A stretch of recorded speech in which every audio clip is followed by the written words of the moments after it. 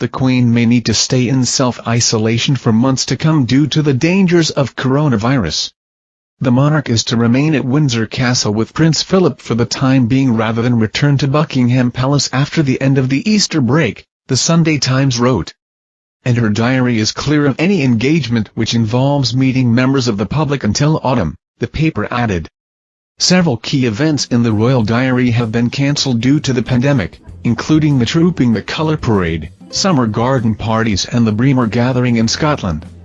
Moreover, the Queen's birthday honours list due next month is set to be postponed and all the awards ceremonies usually taking place at Buckingham Palace have been temporarily cancelled.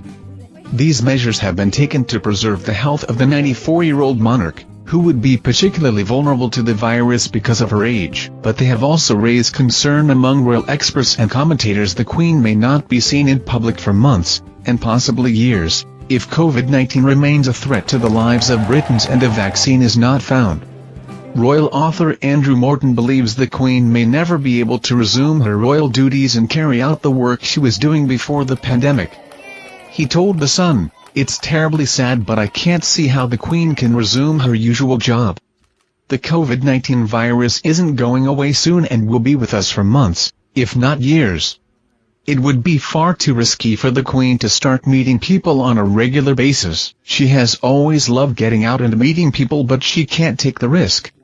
How can she carry out investitures, meet ambassadors, do walkabouts and visit places without meeting people at close range?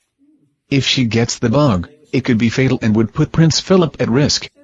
Mr. Morton suggested Prince Charles, having tested positive for coronavirus and successfully recovered, may need to step up and replace the Queen when the peak of the virus has passed.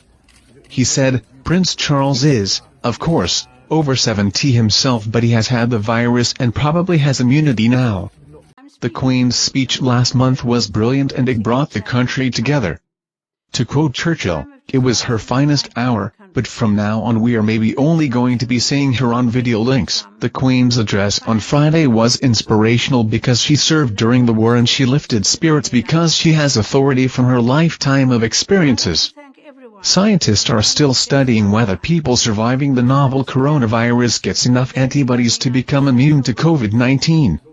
But Prince Charles, 71, would still be less at risk than his mother during engagements with the public.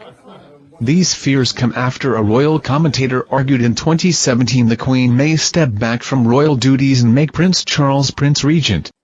Robert Jobson wrote in the Evening Standard, "The Queen will keep calm and carry on, but there is nothing to stop her following her husband into a form of retirement.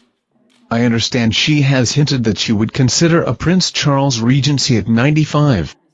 There is nothing to stop her doing this, should Charles become Prince Regent if Queen can't return to duty due to COVID-19. Queen Elizabeth II may not be able to carry out most of her royal duties for several months due to the coronavirus pandemic. Do you think Prince Charles should further increase his workload and become Regent of the Crown?"